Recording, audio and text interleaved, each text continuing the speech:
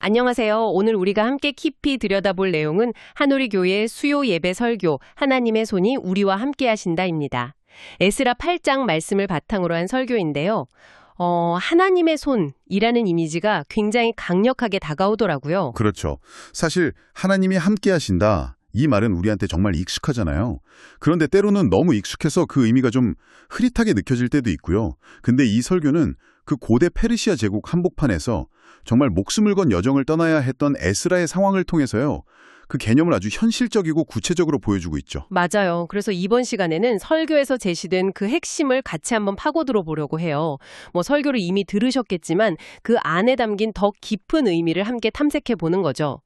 이론적으로 하나님의 손을 믿는 것과 아예 내 삶의 운전대를 그 손에 맡기는 것, 이 사이에는 어떤 차이가 있을까요? 먼저 왕의 마음을 움직인 그 보이지 않는 손에 대해서, 그리고 이어서 적들의 위협 속에서 실질적인 보호가 되어준 그 강한 손에 대해 이야기 나눠보겠습니다. 자, 그럼 한번 자세히 들여다볼까요? 설교의 출발점이 되는 구절이 에스라 7장 6절이잖아요. 에스라를 설명하면서 그의 하나님 여호와의 도우심을 입음으로 라는 표현이 나오는데 설교에서 이 구절의 원어 의미가 하나님의 손이 그 위에 있었으므로 라고 짚어주신 점이 정말 흥미로웠어요. 그냥 도움이 아니라 훨씬 역동적인 이미지잖아요. 네, 굉장히 중요한 지적이에요.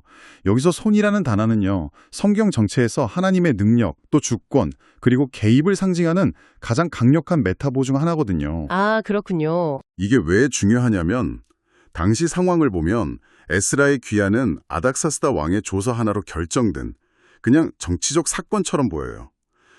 세속 역사가라면 왕이 제국 서쪽 지방을 안정시키기 위한 현명한 정책이었다. 이렇게 분석할 수도 있겠죠. 그러니까 정치적인 이유도 분명히 있었다는 거네요. 물론이죠. 그리고 설교는 그 정치적 현실을 부정하지 않아요.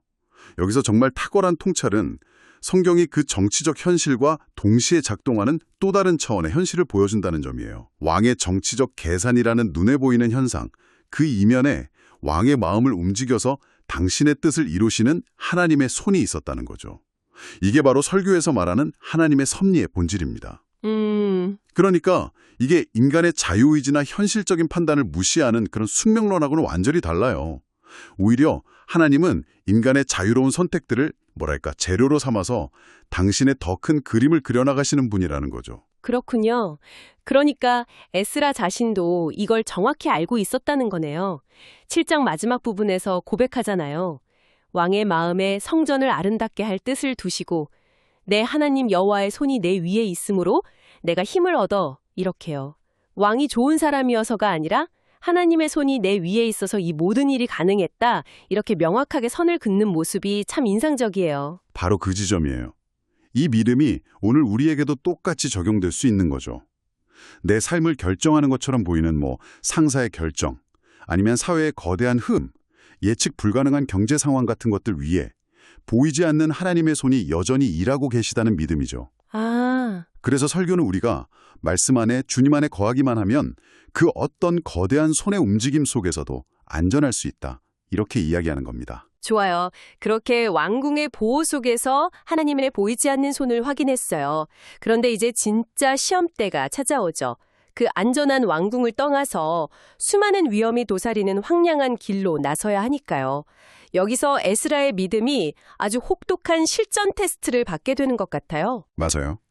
왕궁 안에서 하나님의 섭리를 고백하는 것하고 눈앞에 강도의 위협이 닥쳤을 때 하나님의 보호를 신뢰하는 건 정말 차원이 다른 문제죠.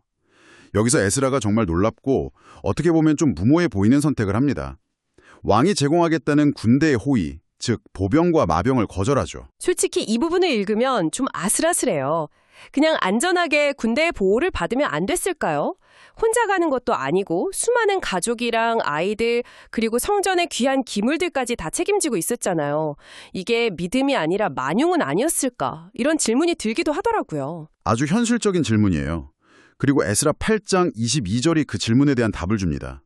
그가 군대를 거절한 이유가 부끄러웠기 때문이라고 말해요. 그런데 이 부끄러움이 자기 체면이나 자존심 문제가 아니었어요. 그가 이미 왕 앞에서 이렇게 선포했거든요. 우리 하나님의 손은 자기를 찾는 모든 자에게 선을 베푸시고 자기를 배반하는 모든 자에게는 권능과 진노를 내리신다고요. 아, 일종의 신앙 고백을 한 거군요. 그렇죠.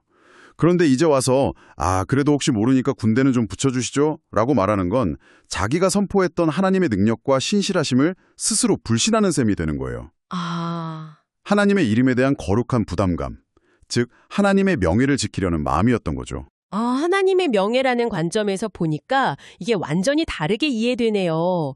결국 자기 말이 아니라 하나님의 이름이 땅에 떨어질 것을 염려한 거군요. 그래서 그는 인간의 손, 즉 군대의 손 대신에 하나님의 손을 붙잡기로 결단하고 그가 가장 먼저 한 행동이 바로 금식을 선포한 것이었어요. 맞아요. 현대적인 시각에서 보면 금식이 무슨 도움이 될까 싶지만 설교에서 이 부분을 아주 잘 풀어줬어요. 금식은 단순히 밥을 굶는 고행이 아니에요. 내 힘과 계획으로는 이 문제를 해결할 수 없으니 이제부터는 하나님께서 일하실 시간입니다. 라고 선포하면서 자리를 내어드리는 행위죠. 내 손에 꽉 쥐고 있던 문제의 주도권을 하나님의 손으로 옮겨드리는 신앙의 표현인 거예요. 하나님이 일하시도록 자리를 내어드리는 시간이라는 표현이 정말 와닿네요. 그리고 그 결과는 정말 드라마틱했어요. 8장 31절에 기록되어 있잖아요. 우리 하나님의 손이 우리를 도우사 대적과 길에 매복한 자의 손에서 건지신지라. 여기서 하나님의 손과 대적의 손이 선명하게 대비되는 게 마치 한 편의 영화 같아요. 그렇죠. 마치 역사의 무대 뒤에서 벌어지는 영적인 팔씨름을 보는 것 같아요. 한쪽에서는 무너뜨리고 약탈하려는 대적의 손이 있고 다른 한쪽에서는 세우고 보호하시는 하나님의 손이 있죠.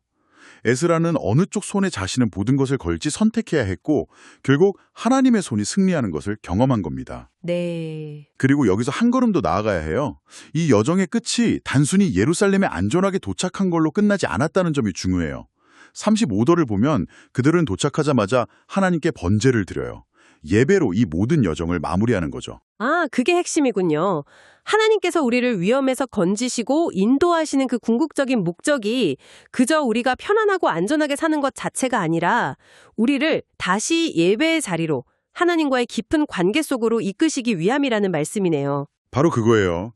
고난 통과가 목적이 아니라 고난을 통과하며 경험한 하나님을 예배하는 것이 목적인 거죠. 이것이 설교가 우리에게 주는 아주 중요한 통찰입니다. 자, 그럼 오늘 나눈 이야기들을 한번 정리해 볼까요? 설교의 결론은 결국 우리 삶에는 대적이 없었다가 아니라 대적은 분명히 있었지만 그 모든 위협 속에서 하나님의 손이 우리를 건지셨다는 사실을 기억하는 것이었어요. 이것이 바로 믿음의 현실이라는 말씀이 오랫동안 마음에 남아요. 맞습니다. 우리는 종종 하나님이 우리 앞에 모든 장애물을 깨끗하게 치워주시길 바라죠. 하지만 하나님은 그럴 때도 있지만 더 자주 그 장애물을 넘어설 힘과 지혜를 주시는 방식으로 일하세요. 그래서 신앙은 고난이 없는 꽃길이 아니라 그 고난이라는 거친 길 위에서 나를 붙드시는 하나님의 손길을 순간순간 경험하며 걸어가는 여정이라고 할 수 있어요. 결국 오늘 우리에게 주어진 과제는 이것 같아요. 내가 어떻게든 통제해보려고 불안해서 놓지 못하고 꽉 쥐고 있던 것들이 무엇인지 돌아보고 그것을 하나님의 손에 온전히 맡겨드리는 결단을 하는 것.